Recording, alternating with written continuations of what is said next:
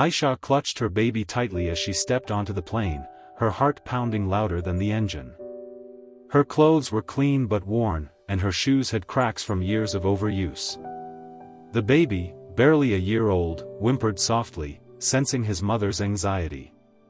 This flight wasn't a vacation, it was her final chance.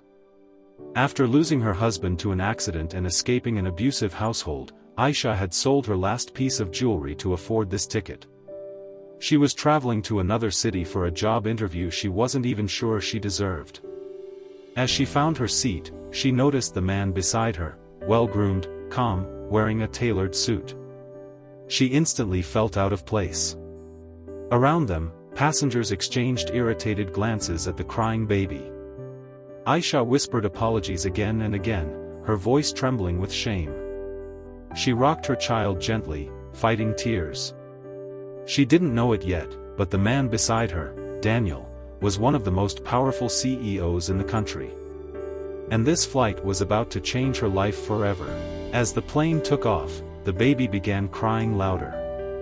Aisha's hands shook as she tried everything, rocking, whispering lullabies, softly patting his back. A woman across the aisle sighed loudly. A man muttered under his breath. Aisha felt herself shrinking, wishing she could disappear. Then Daniel leaned slightly closer and smiled, not a forced smile, but a warm one. He made a silly face at the baby, gently tapping his finger on the armrest. To Aisha's surprise, the baby stopped crying and stared, curious. Daniel whispered, "He just needs a little distraction." For the first time, Aisha laughed, quietly, nervously. Minutes later, exhaustion took over her body. Her head slowly tilted and rested on Daniel's shoulder.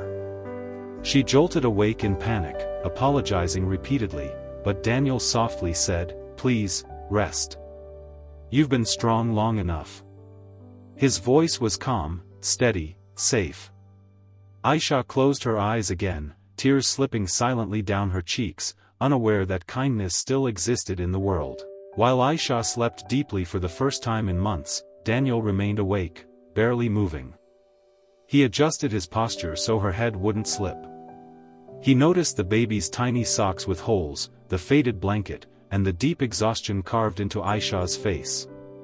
When her bag fell slightly open, he saw hospital bills, a folded resume, and rejection letters. Daniel's chest tightened. Memories flooded back, his own childhood, raised by a struggling single mother who worked night shifts and still smiled for him every morning. He remembered how one small opportunity had changed his life.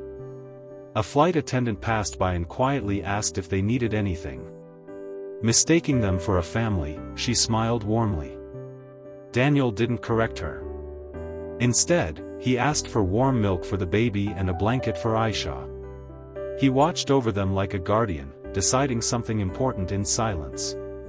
Some meetings were scheduled by fate, not calendars. The plane landed with a gentle jolt. Aisha woke suddenly, disoriented. Her heart raced when she saw a flight attendant and airport staff standing nearby. Fear rushed in. Was she in trouble? Had she done something wrong? She clutched her baby tightly, instinctively preparing to defend herself.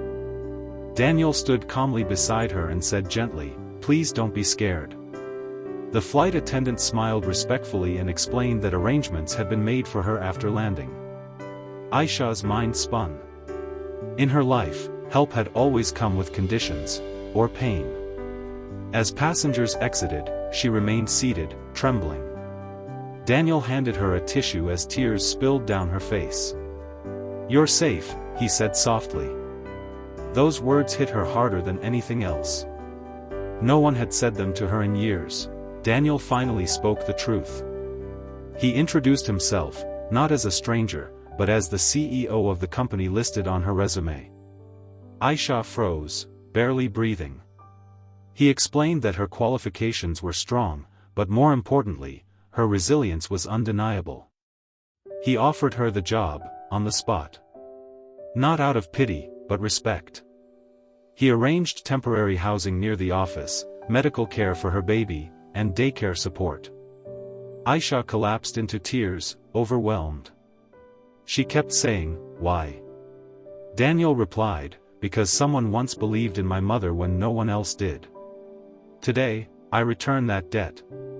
For the first time, Aisha felt seen, not as a burden, but as a human being. Weeks later, Aisha walked into the office wearing confidence instead of fear.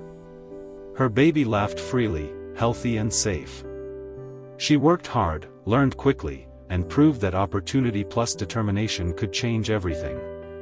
Daniel watched from afar, knowing one small act of kindness rewrote a family's destiny.